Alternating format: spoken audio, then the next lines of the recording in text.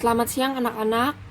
Hari ini kita kembali lagi kepada mata pelajaran biologi. Untuk memulai pelajaran hari ini, alangkah lebih baiknya kita berdoa terlebih dahulu. Berdoa menurut agama dan kepercayaannya masing-masing. Berdoa mulai.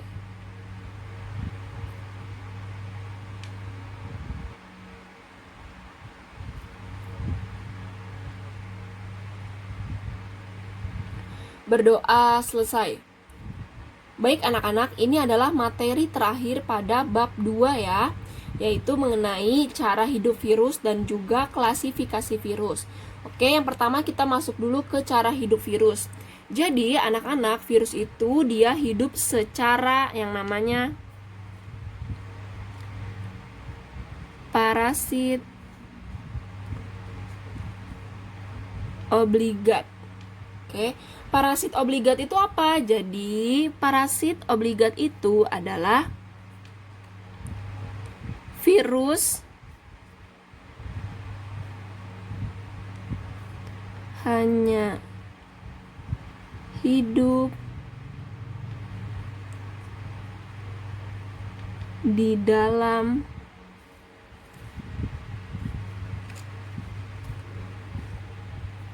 sel yang hidup. Oke, jadi dapat kita garis bawahi ya bahwa virus hanya hidup di dalam sel yang hidup.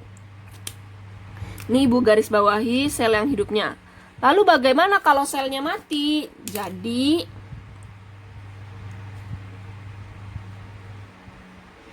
jika sel tersebut mati, maka virus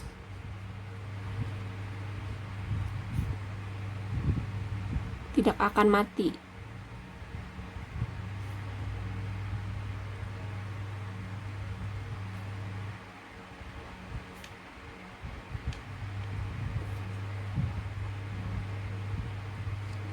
Oke, jadi jika sel yang ditumpangi itu mati, maka virus itu tidak akan mati, melainkan dia mengkristal. Nah, di sini sudah kemarin untuk yang pertemuan pertama sudah Ibu bahas ya mengenai mengkristal ini. Oke, jadi paham ya bahwa virus itu hidup di sel yang hidup. Kalau selnya mati, maka dia tidak akan mati. Lalu anak-anak, sel yang hidup atau sel yang ditumpangi virus itu di sini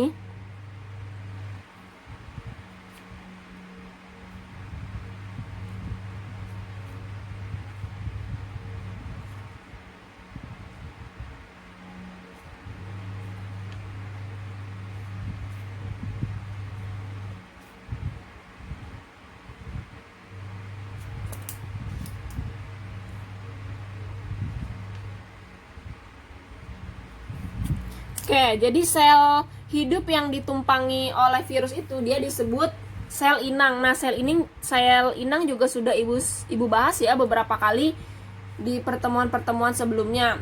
Oke, lanjut ke yang kedua. Oke, jadi sekarang kita masuk ke klasifikasi virus. Klasifikasi virus ini dia bertujuan untuk memudahkan kita dalam mengenali, membandingkan, dan mempelajari virus. Oke, di sini Ibu tulis ya. Jadi, klasifikasi ini dia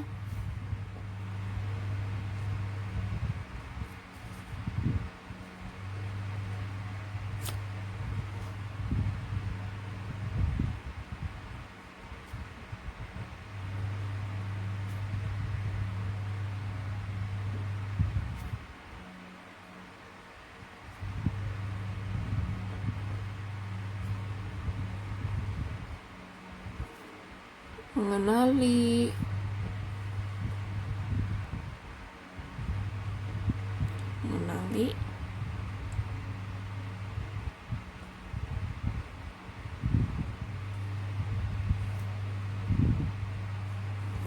membandingkan,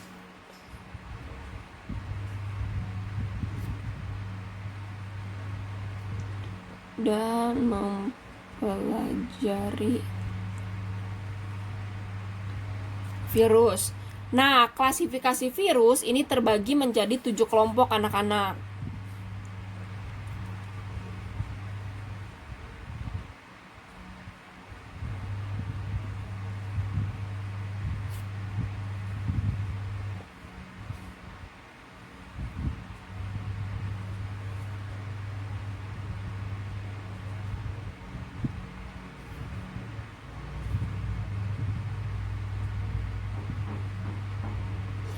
Oke, kita bahas satu-satu.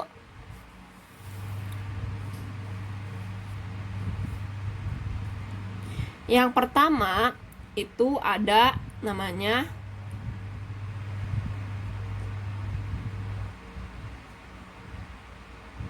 kelompok 1. Kelompok 1 itu dia sebagai virus DS DNA. Oke, maksudnya apa? DS itu kepanjangan dari double stranded. Nah, ini artinya apa? Kalau kita bahasa Indonesiain, ini adalah artinya rantai ganda. Jadi virus dsDNA itu adalah virus dengan rantai ganda. Oke, contohnya apa? Di sini Ibu kasih contoh. Contohnya itu ada yang namanya Herpes virus. Kemudian juga ada yang namanya Fox virus. Nah, kalau si herpes virus ini sendiri, dia adalah virus yang menyebabkan biasanya luka menular. Ya, kalau si Fox virus ini, dia biasanya virus yang menyebarkan cacar air. Oke, kemudian kelompok kedua.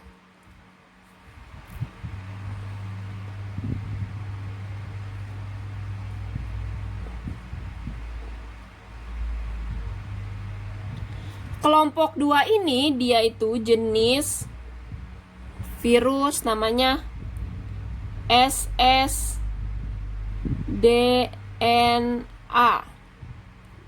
Oke, kalau yang pertama itu adalah DS, kalau yang ini adalah SS. SS itu berasal dari kata namanya single stranded, atau bisa diartikan itu adalah single itu satu, berarti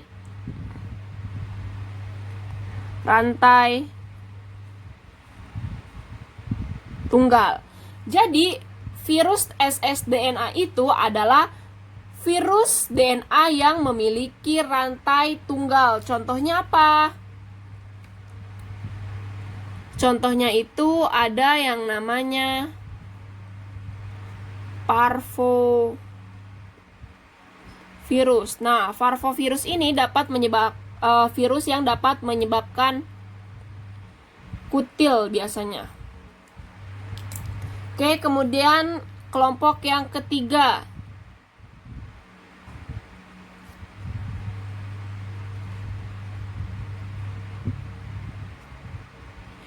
Kelompok 3 ini dia ada yang namanya virus dsRNA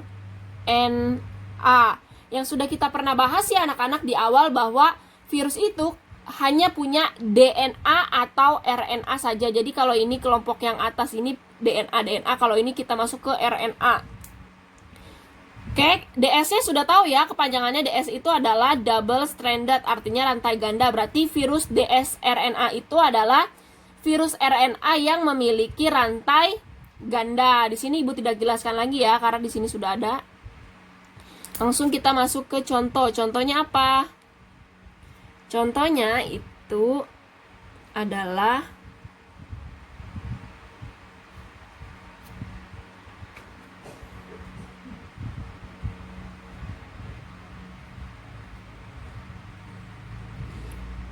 Contohnya adalah reovirus. Reovirus ini adalah virus yang dapat menyebabkan biasanya diare. Oke, kita masuk ke kelompok 4.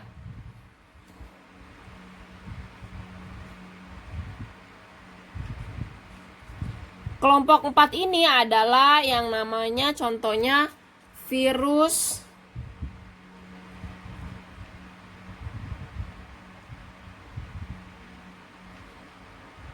Oke, jadi kalau DS itu hanya ini. Nah, kalau yang si SS dia ada positifnya. Positif itu artinya apa? Jadi artinya ya, positif ini adalah dia jenis virus sense. Oke, jadi kalau diartikan virus plus ssRNA itu adalah virus sense RNA yang memiliki single stranded atau yang memiliki rantai tunggal. Contohnya itu adalah togovirus. Togovirus itu adalah yang menyebabkan sakit yang namanya DBD.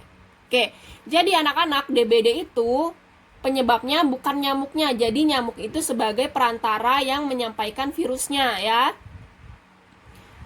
Kemudian masuk ke kelompok 5.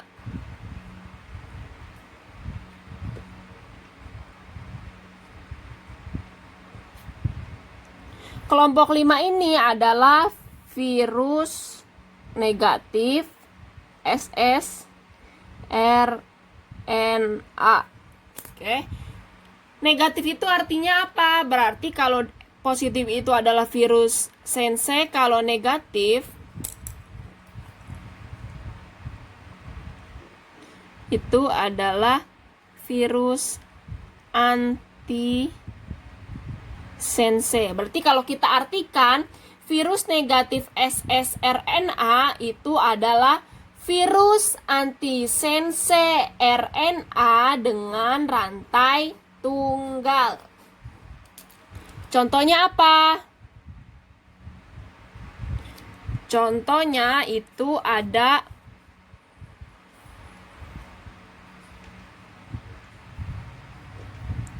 Rhabdovirus. Rhabdovirus itu adalah virus yang dapat menyebabkan penyakit rabies. Oke. Kemudian masuk ke kelompok 6.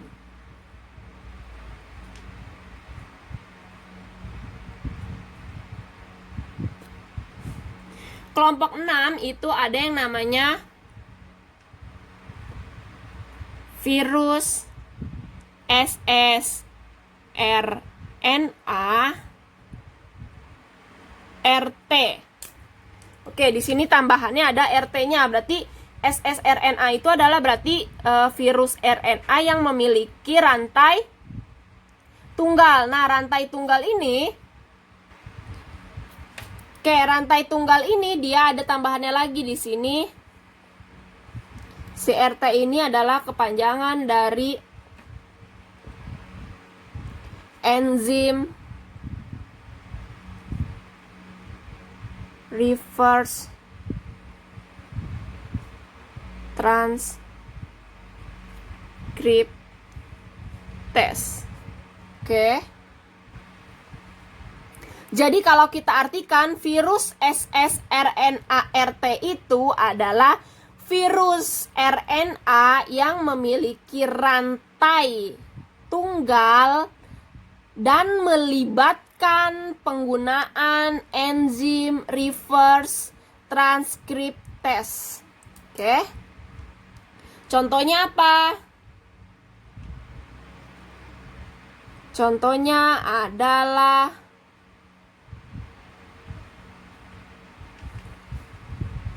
retrovirus. Retrovirus adalah virus yang dapat menyebabkan HIV. Ya, penyakit HIV. Kemudian masuk ke kelompok terakhir, yaitu kelompok 7.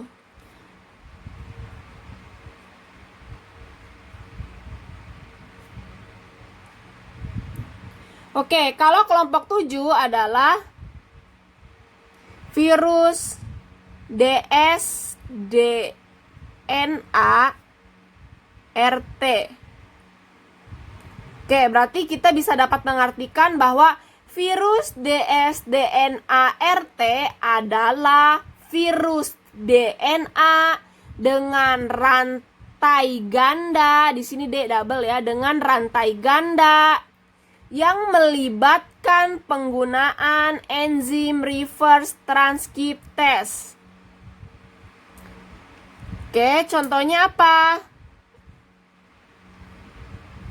Contohnya adalah namanya